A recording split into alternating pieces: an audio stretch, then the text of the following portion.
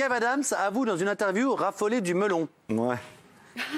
Ah, ben, on le sait. Ah, c'est le même melon que vous, c'est-à-dire... Alors, petit jeu de mots, dans une interview, voilà, et il a déclaré, Kev Adams, que oui, effectivement, dire non, je n'ai pas le melon, ce serait mentir. Je n'ai pas eu le melon, ce serait mentir. Je ne me rendais peut-être pas compte de la chance que j'avais, Voilà, c'est marqué derrière moi. Pour être honnête, je ne vais pas faire le bisounours. C'est allé très vite. Peut-être qu'il y a des moments où je me suis mal comporté. Je m'en excuse. Vous qui le connaissez dans la presse people, vous peut-être si vous ne l'avez pas paradé, vous qui peut-être l'avez mis dans la presse people, est-ce qu'effectivement il est plutôt désagréable ou aimable ce garçon? Moi je croyais qu'il avait le melon et en fait hier j'ai parlé avec quelqu'un qui le connaît très bien depuis l'enfance et il a avoué, il dit oui en fait bon moi j'attaque il aurait dit parce qu'on est obligé d'utiliser le conditionnel, j'attaque la presse people etc. Mais finalement j'oublie pas que quand même c'est grâce à eux qu'aujourd'hui on est des stars et là je me suis dit il a pas tant le melon que ça parce qu'il a été gentil avec toi. Voilà il est peut-être proche des réalités mais effectivement. Ce qui est bien avec la presse people c'est qu'elle se dit pas accessoirement qu'il a du talent.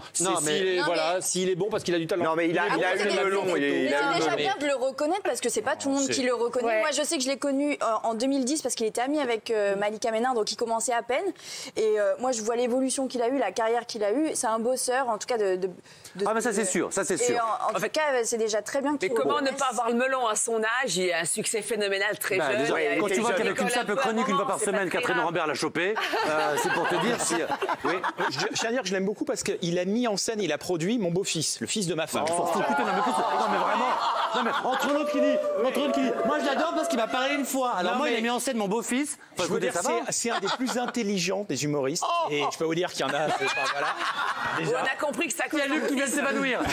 Et je lui souhaite de retrouver le succès un jour. Alors, on va voir la goutte d'acide. Je lui souhaite de retrouver le succès un jour. Ah bah tiens, la petite pique Alterman. Son nouveau spectacle. Un petit mot peut-être. On sent que ça va être le mot de la fin. mais moi je trouve qu'il a le melon à donf. Il s'est installé à Los Angeles, on ne sait pas pourquoi, il ne travaille pas à Hollywood. C'est vraiment rien que ça, c'est ridicule.